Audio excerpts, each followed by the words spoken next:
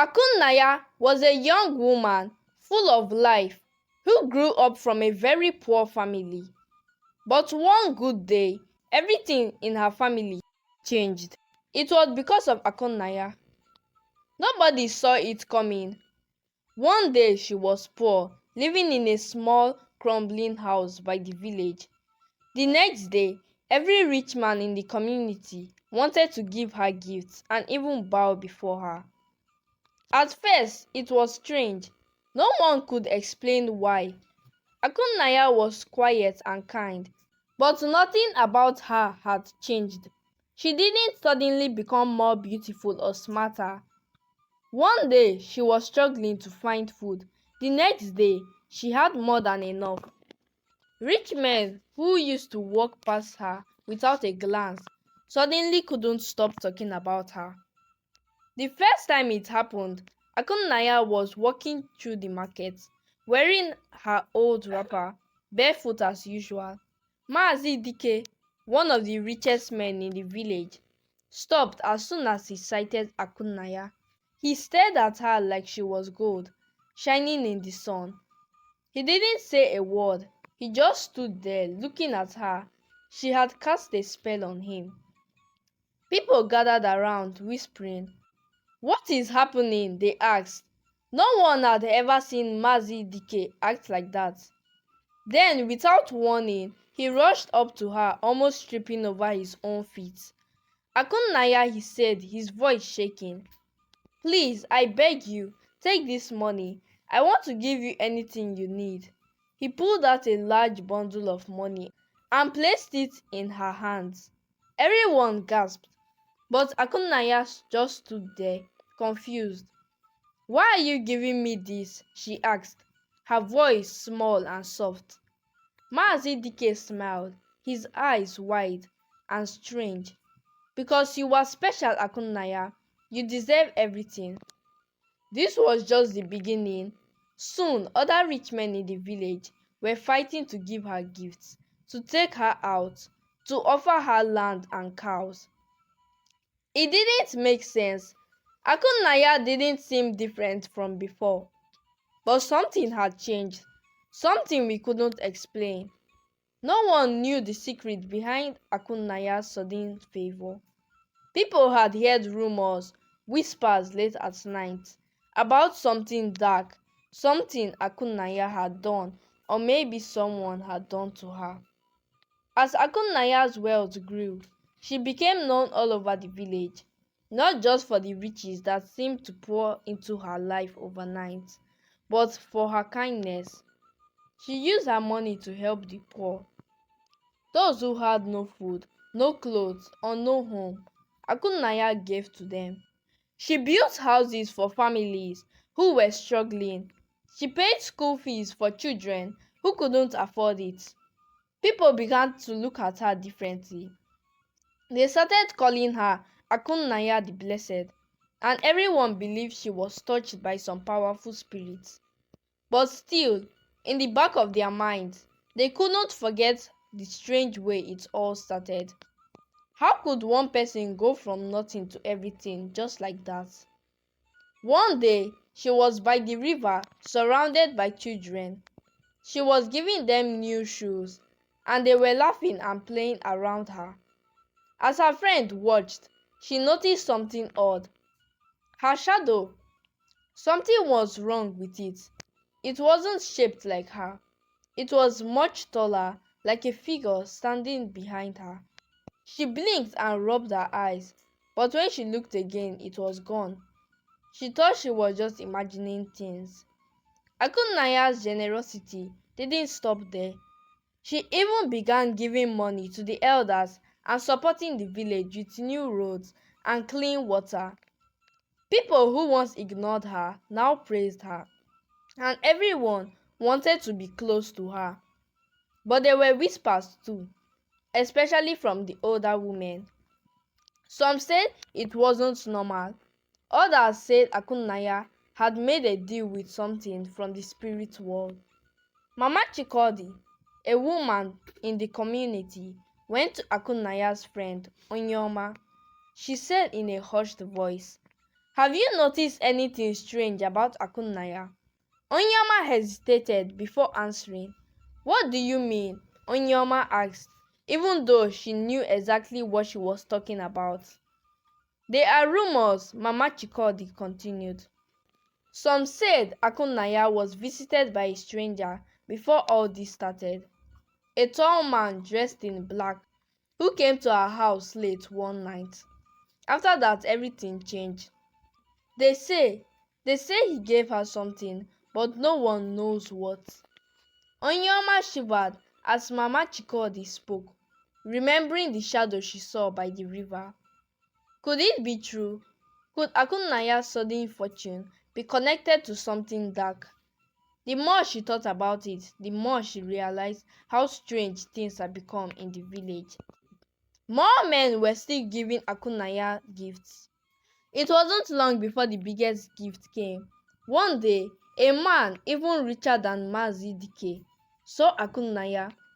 His name was Chief Omenuko, a wealthy businessman who owned many properties in the city. Everyone knew him because he was from the same community with Akunaya. He was the kind of man who never looked at the poor twice. But when he met Akunaya in the city, as she was trying to buy things from a supermarket, something strange happened.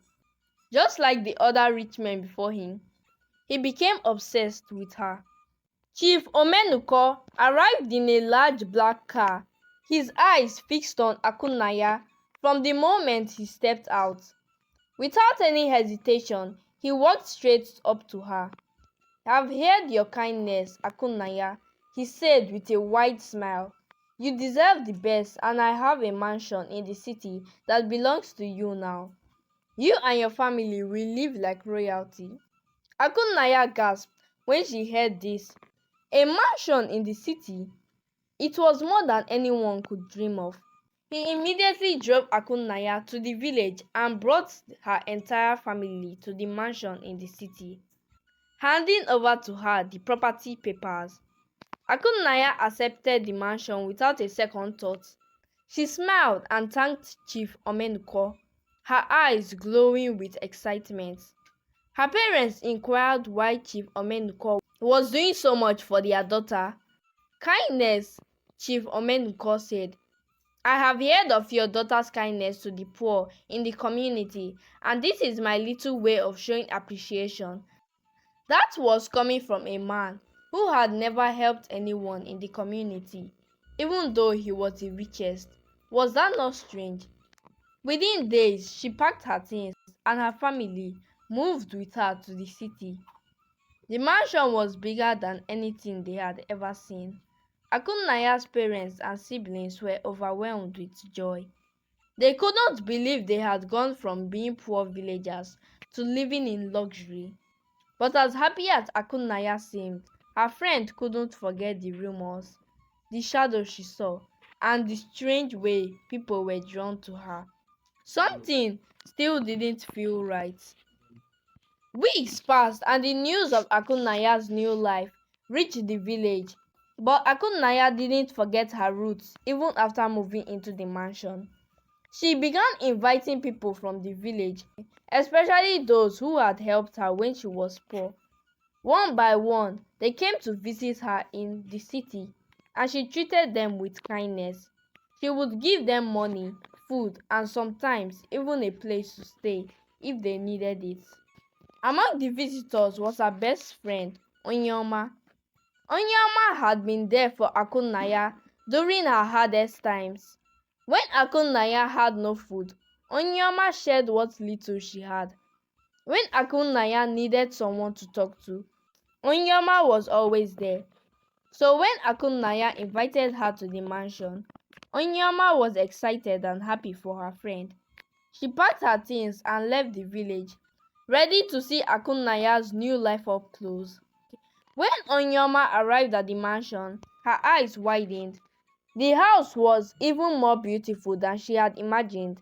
Akunaya welcomed her warmly, hugging her tightly like they hadn't seen each other in years.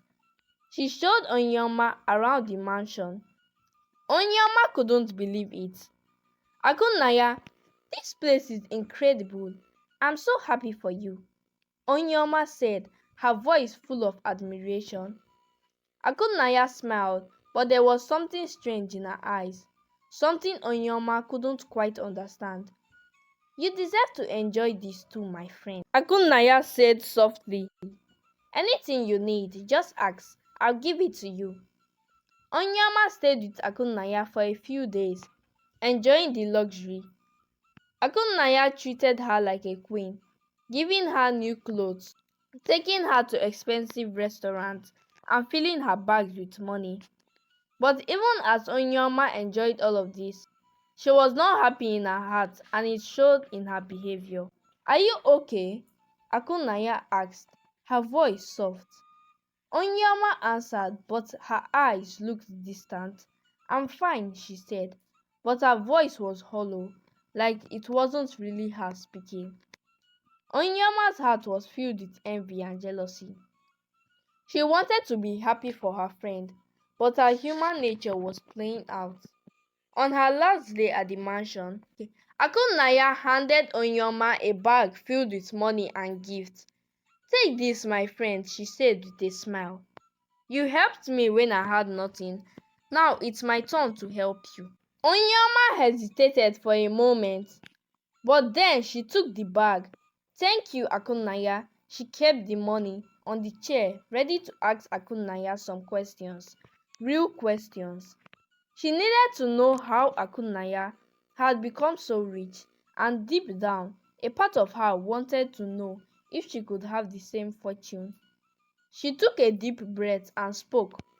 Akunaya, I've been thinking, she began, her voice steady. You know I'm happy for you, but I need to understand something. Where did all this come from? How did you go from having nothing to having everything? You have to tell me the truth. Akunaya's face fluttered for a moment, but she quickly covered it up.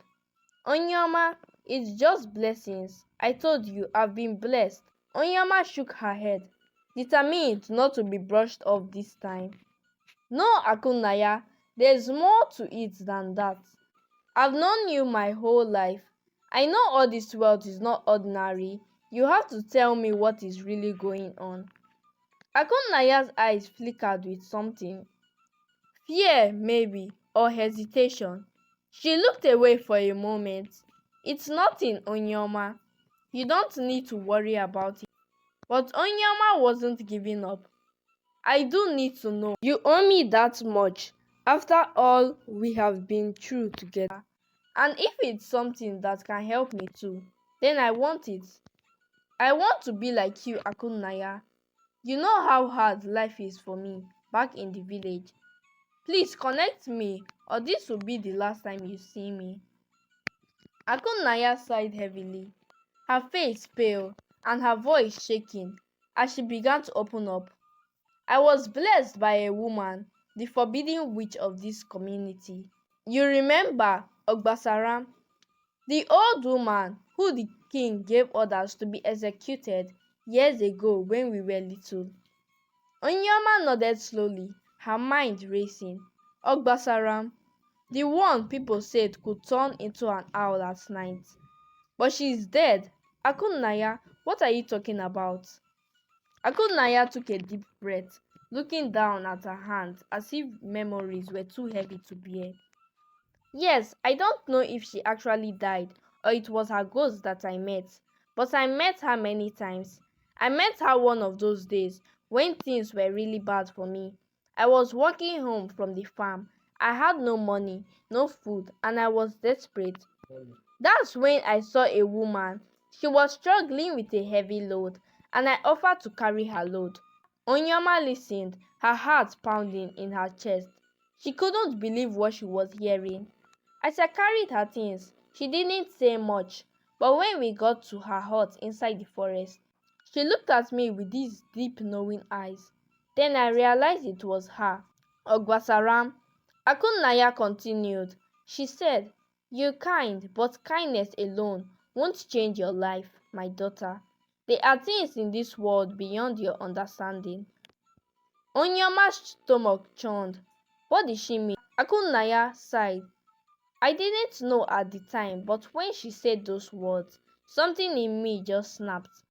I broke down right there, begging her to help me. I told her about my poverty, about how I had no hope, no future. I didn't care about the stories which people told about her being a witch. I was desperate. Akunnaya's voice grew softer as she recalled the memories. She didn't say anything at first. She just watched me cry. I went back to her hut again and again, begging her to change my life, to show me a way out. For weeks I went there, and finally she agreed to help me. Akunnaya leaned forward, her voice barely above a whisper. She gave me waist beads, but this wasn't just any waist beads, Onyoma. Ogbasaram cooked it over fire, chanting strange words I didn't understand. She told me that the waist beads would attract only rich men who were unfaithful to their wives, men who had cheated and betrayed their families. These men would be drawn to me like flies to honey, and they would spend everything they had on me. They would be powerless, giving me all their wealth. But there was a catch. These men would only regain their senses and stop losing their wealth if they repented and stopped cheating on their wives. If they did, everything they lost would be restored. Onyama sat back in her chair, her heart pounding in disbelief. So that's why you found favor before all those men. Akunaya nodded slowly. Yes, they were cheating on their wives, and the beads made them obsessed with me. They couldn't control themselves, but once they stopped cheating, they would wake up from the spell, and everything they gave me would be restored to them doubled. Akunaya hesitated before speaking again. The bead, it's powerful, but it can't work on its own. Ogbasaram told me that to unlock his full power, I needed to perform a special dance. That's why I started the dance troupe. The dancing activates the charm. Every time I dance, the beat grows stronger and more rich men are drawn to me. Onyema's chest tightened with anger. She stood up, her face flushed. You've been doing this for 7 months, Akunaya. 7 months, and you didn't tell me. I thought we were friends. How could you keep something like this from me? I came to you, trusted you, and all this time you were hiding this secret. Akunaya looked down, guilt washing over her. I was told to keep it a secret. Akunaya froze as Onyoma's angry words hung in the air, but something else gnawed at her mind. 7 months. The same 7 months Ogbasaram had warned her about. Come back before 7 months to renew the charm, or it will break, the witch had said. And now it was too late. The secret was out and the bead's power was at risk. Fear gripped Akunaya's heart as she remembered the witch's stern warning. Without saying a word, Akunaya stood up from her seat and ran out of the house. Panic surged through her as she realized she had forgotten to renew the charm. If she didn't find Ogbasaram soon, everything would fall apart. The riches, the mansion, the dance troupe, everything. Where are you going? Onyoma called after her, rushing to catch up. I have to find her. I have to renew the charm. Akunaya shouted, her feet pounding against the dirty road as she ran towards the outskirts of the city, heading to the village to see Ogbasaram. Onyoma's anger melted into curiosity and fear. Despite everything, she wanted to know more about this witch. Wait, Akunaya, I'm coming with you. Together, they drove back to the village and headed to Ogbasaram's hut in the forest. But when they arrived, Akunaya's heart sank. The small old hut where the witch had lived was gone. The ground where it once stood was bare, as if it had never been there. No, no, no, no, Akunaya cried, falling to her knees. She was here. This is where I met her. Onyama stood beside her, breathing hard. Are you sure this is the place? I'm sure, Akunaya shouted, her voice cracking with fear. She told me to come back, but she's gone. Onyama looked around the empty clearing, her frustration mixed with her own selfish desire. We need to find her, Akunaya. I want the same charm you had. You're not just the only one who needs this. We can't just leave. Suddenly, a deep cold voice echoed through the air, stopping them both in their tracks. Leave now, or face your death. Akunaya and Onyoma froze, fear gripping them as they looked around, but there was no one in sight. The voice seemed to come from everywhere at once, like the wind itself was speaking to them. Who's there? Onyoma shouted, trying to sound brave, but her voice shook. You have broken the rules, the voice continued, calm and menacing. The charm has been destroyed. You revealed the secret to another, and now its power is gone. Leave before it's too late, or you will both suffer the consequences. Akonaya's heart pounded in her chest. No, please, I didn't mean to break the rules. I just wanted to fix it, she cried desperately, looking around as if Ogbasaram would appear out of thin air. But the voice only laughed, a chilling hollow sound. There is no fixing what you've done. The charm is broken, and so is your protection. Leave this place now or face the wrath of the spirits. Onyama grabbed Akunaya's arm, pulling her back. We need to go, Akunaya, now. Akunaya's mind spun in disbelief. Everything was crumbling, and she had no idea what to do next. But Onyama's grip tightened, her voice urgent. Listen to me, Akunaya. There's nothing we can do now. We need to get out of here. Reluctantly, Akunaya let Onyoma pull her away from the clearing. The fear in her chest burned as they hurried back down the path, the voice still ringing in their ears. When they finally reached the village, Onyoma turned to Akunaya, her face pale but serious. You need to tell your parents, Akunaya, she said firmly. I can't help you anymore. This is bigger than both of us. You've lost the charm and the witch is gone. You need to tell them what you've done. Akunaya shook her head, tears streaming down her face. How can I tell them? I've ruined everything. I've lost the house, the money, everything. Onyoma's face softened, but she remained firm. I know you're scared, but keeping this secret will only make things worse. The charm is broken. The men who gave you the money are going to come back for it once they regain their senses. You need help, Akunaya, and the only people who can give it to you are your parents. Akunaya buried her face in her hands, sobbing. She didn't know how she could face them, how she could admit that all the wealth and luxury they had been enjoying was built on a charm. But deep down, she knew Onyoma was right. She couldn't hide the truth any longer.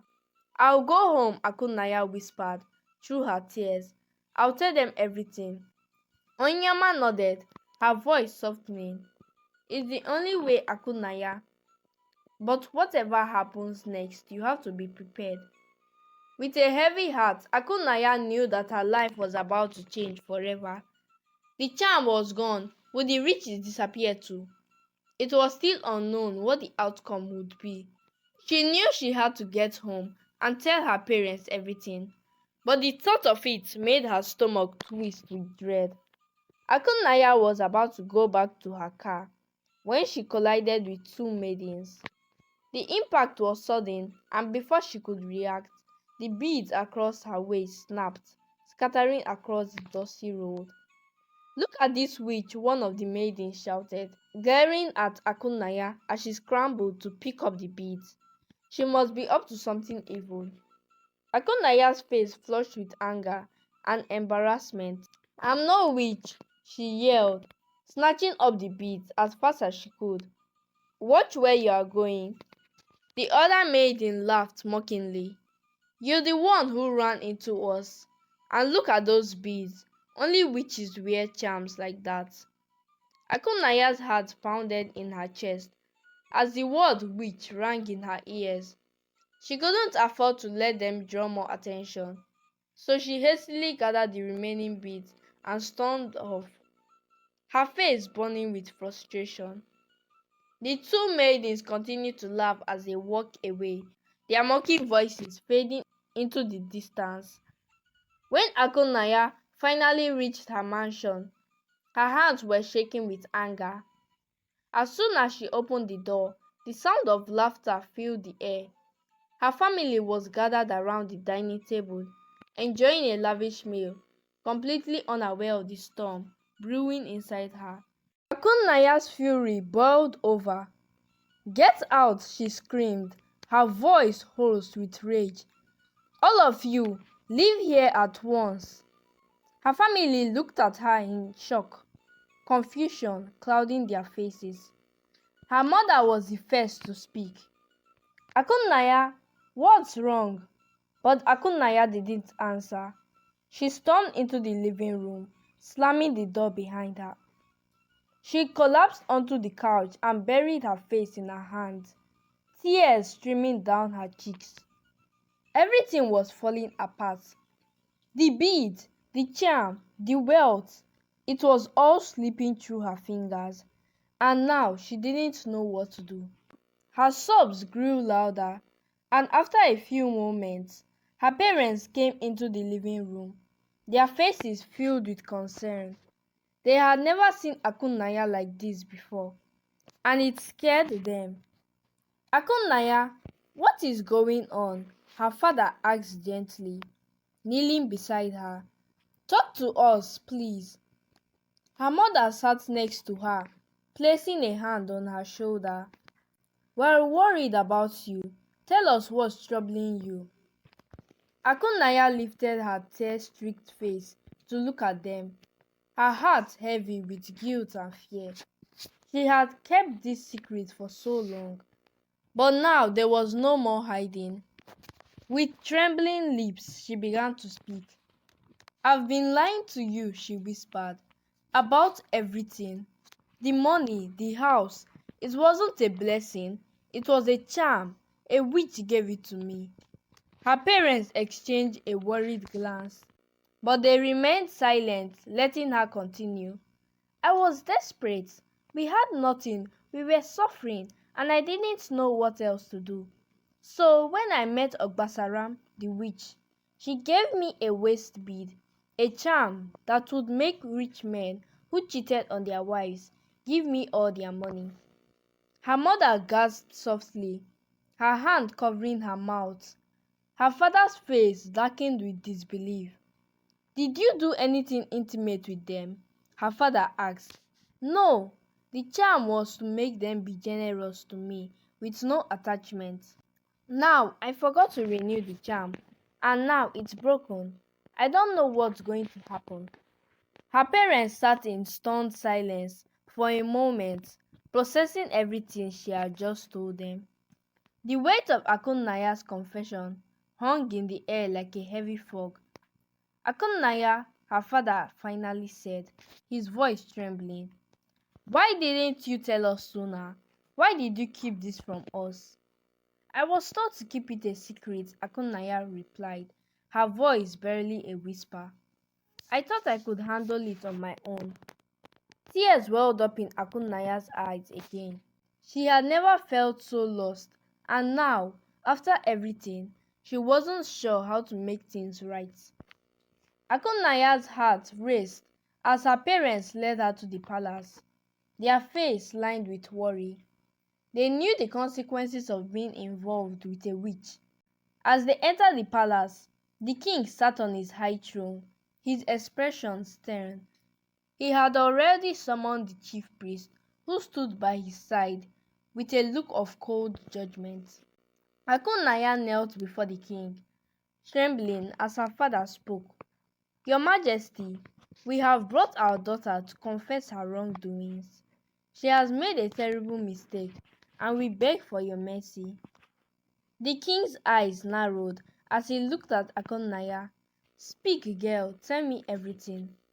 With a trembling voice, Akunnaya confessed again. She told the king and the gathered court about the charm the witch had given her, about how it drew wealthy, unfaithful men to her, and about how she had forgotten to renew it. She assured them she had never been intimate with any of the men, but the charm had made them obsessed with her and given her their wealth. When she finished, the chief priest suddenly shouted, "Abomination!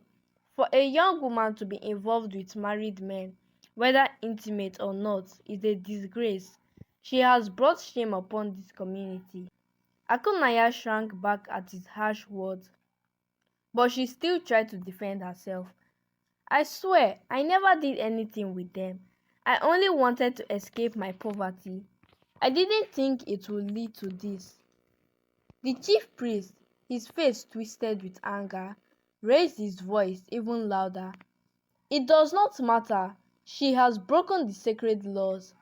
The punishment for such a crime is to be stripped of everything and thrown out of the community, naked." Gasp filled the room as Akunaya's parents fell to their knees, begging for mercy. But the chief priest was unmoved, ready to pass final judgment. However, the king raised his hand, silencing the priest. "Wait," the king said, his voice calm but commanding. "Before we pass judgment, I want to know more about this witch." The chief priest was ordered long ago to find and destroy her, and the chief priest had confirmed her dead. How is it that she was still alive to give this charm to the girl? The chief priest's eyes darted nervously, and for a moment he couldn't speak. He stammered, trying to explain, but before he could answer, a young man entered the palace, bowing before the king. "Your Majesty," the young man said, his voice steady, "I was there many years ago, and I saw something that explains why the witch was not killed." All eyes turned to the young man as he continued, "I saw the chief priest and the witch negotiating. The priest wanted more power, and in exchange he gave the witch her freedom. He was supposed to destroy her, but instead he let her live so he could gain more power for himself." The court erupted in murmurs as the chief priest turned pale, unable to deny the accusation. The young man continued, "I've known Akunaya for a long time, Your Majesty. I've worked with her and seen how she used her wealth to help the poor in our community. She didn't want to harm anyone. She only wanted to escape her own suffering. I beg you to forgive her and give her a chance to continue helping those who need it." The king sat in silence for a moment, his eyes fixed on the chief priest. "Is this true?" he asked in a low, dangerous voice. The chief priest stammered, but he could not deny the truth. "Yes, Your Majesty," he finally admitted. I made a terrible mistake." The king's face hardened. "You betrayed the orders given to you and allowed the witch to live, endangering this community for your own selfish gain." Turning to Akonaya, the king's voice softened. "You have committed wrongs, but it is clear you were manipulated by dark forces. You have shown remorse and have used your wealth to help others. For that reason, I grant you forgiveness." The court sighed in relief as Akunnaya's parents wept with gratitude. But the king's expression grew stern again as he looked back at the chief priest. "As for you, your greed has caused great harm to this community. You will be stripped of your title and banished from this land for your betrayal." The chief priest fell to his knees, begging for mercy, but the king's judgment was final. Akunaya was filled with both relief and guilt. She had been forgiven, but she knew she had been dangerously close to losing everything. The young man who had spoken up for her, the same one who had helped her all along, smiled gently at her. "Thank you," she whispered, her voice full of gratitude. Akonaya returned home with her parents, the weight of shame heavy on her shoulders. The whole community was now buzzing with the story of how she had been involved with the witch and how she used the charm to gain wealth. As they walked through the village, whispers and stares followed them. Her parents, who had always been proud of her success, now felt the sting of embarrassment as their daughter's secret was out in the open. Once they returned to the city, Akannaya sat quietly, trying to gather her thoughts. She knew that everything had changed. The wealth she had enjoyed was no longer her shield.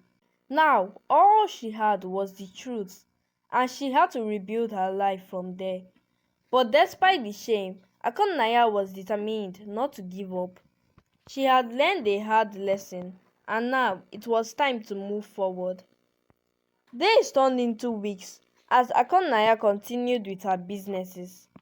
The dance troupe she had formed disbanded after learning the truth, and many people who once sought her help now kept their distance. But slowly, Akannaya began to reach out to those who still needed help, focusing on the small things she could do for others. Even without the charm, she wanted to continue doing good. Then one afternoon, something unexpected happened. The richest man in the community, the same one who had taken back the mansion in anger when he learned the truth and issued the quit notice, arrived at Akannaya's mansion. Akannaya opened the door cautiously, unsure of what he wanted. He stood there for a moment before speaking. Akannaya, he began, his voice much softer than she had expected. I've had time to think about everything that happened. Yes, I was angry when I found out the truth, but I've also realized something important.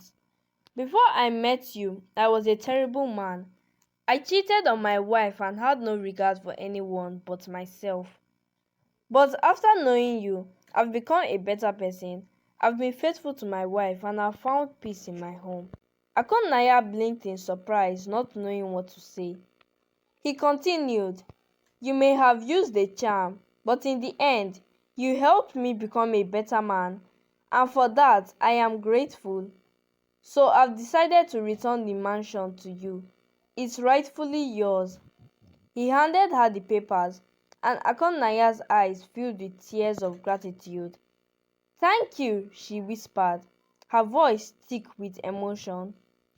Later that evening, as Akannaya sat in her living room, still processing the man's kindness, there was another knock at the door. When she opened it, she was greeted by the familiar face of the young man who had spoken up for her in the king's court. The same man who had helped her all along. He smiled warmly at her. Akannaya, I've been thinking.